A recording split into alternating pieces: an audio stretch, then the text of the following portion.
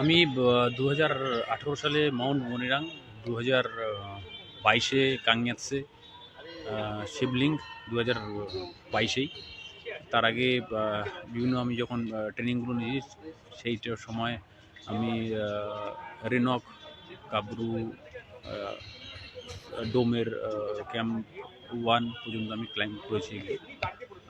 আমি এখন এখন না, আমি এই বছর 2025-এ আমি এভারেস্টের জন্য তৈরি হয়েছি। তো 12 তারিখে আমার যাত্রা শুরু। তো আমি এভারেস্টের জন্য আমি অনেক বছর আগের থেকে আমি প্রিপারেশনটা নিয়েছি, শারীরিকভাবে, মানসিকভাবেই। তার সঙ্গে মেন এখন বাধা হয়ে দাঁড়িয়েছে ফিনান্সিয়াল, একটা আর্থিক সংকটটা। তো এখন দেখা যাক কতদূর কী হয়।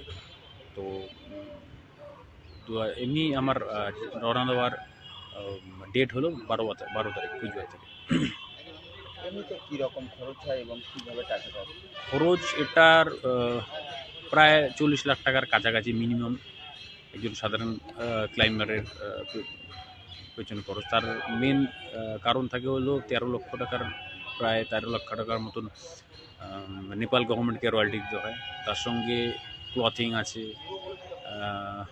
জুতো আছে, এসব নিয়ে ইকুইপমেন্ট আছে, এগুলো নিয়ে প্রায় 6 লাখ টাকার মতন খরচ, 6-7 লাখ টাকার খরচ। তার সঙ্গে শিরপার একটা খরচ, যে এজেন্সির থ্রুতে যাব তাদের একটা খরচ, সব মিলিয়ে টোটাল প্রায় 40 লক্ষ টাকার কাছাকাছি হয়ে যায়।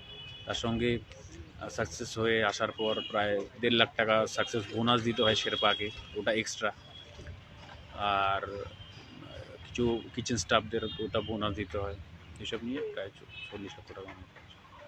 আপনি কত বছর ধরে এই ক্লাইম্বিং? আমি প্রায় 10 বছর ধরে আমি এই লাইনের সঙ্গে যুক্ত, মানে এই লাইন বলতে আমি মাউন্টেনিং এবং রক ক্লাইম্বিংয়ের সঙ্গে যুক্ত। আমি 2015 সাল থেকে এটা করছি। তার আগে বিভিন্ন ক্যাম্প করেছি।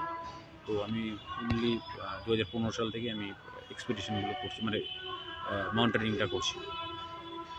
এমনি ব্যক্তিগত জীবনে আপনার বাড়ি কোথায়, কী করেন? আমার বাড়ি কুচবিহার ডিস্ট্রিক্টের মাথাভাঙা শহরে 8 নম্বর ওয়ার্ডে আমি বাসিন্দা। আমি মাথাভাঙা দমকল কেন্দ্রে কর্মরত, government of West Bengal mountaineering and emergency service ডিপার্টমেন্টে। তো আমি চুক্তিভিত্তিক কর্মী। কী নাম আপনার? আমার নাম ত্রিদীপ সরকার।